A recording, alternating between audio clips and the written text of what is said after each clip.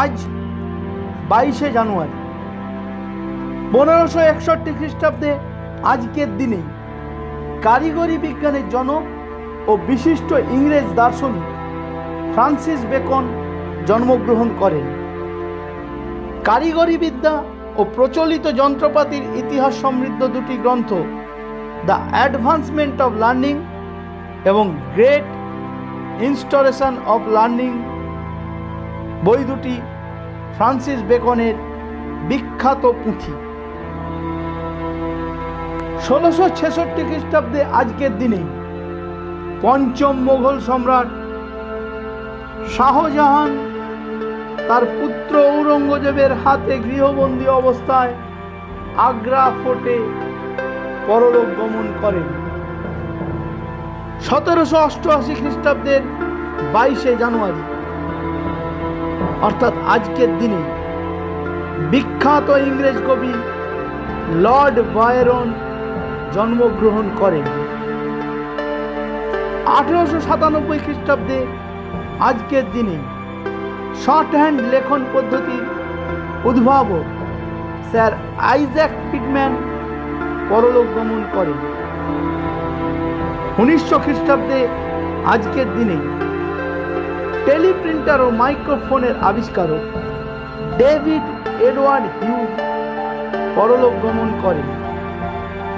1901 খ্রিস্টাব্দের 22শে জানুয়ারি অর্থাৎ আজকের দিনেই তৎকালীন ভারত সাম্রাজ্ঞী এবং ইংল্যান্ড ও আয়ারল্যান্ডের রানী ভিক্টোরিয়ার জীবনাবসান হয়। 1927 খ্রিস্টাব্দের আজকের দিনেই প্রথমবারের মতো বেতারে ফুটবল খেলার ধারা বিবরণীর প্রচার শুরু হয়। 1963 খ্রিস্টাব্দে আজকের দিনেই দেরাদুনে দৃষ্টিহীনদের জাতীয় গ্রন্থাগার প্রতিষ্ঠিত হয়। 1973 খ্রিস্টাব্দের 22 জানুয়ারি অর্থাৎ আজকের দিনটি নাইজেরিয়ায় একটি কালো দিন হিসেবে পরিচিত, কারণ সেখানে একটি যাত্রীবাহী 707 বিমান দুর্ঘটনায় 176 জন যাত্রী প্রাণ হারায়। 1991 খ্রিস্টাব্দে আজকের দিনেই উপসাগরীয় যুদ্ধে ইরাক কুয়েতের আল ওয়াকবার তৈলখনি জ্বালিয়ে দেয়।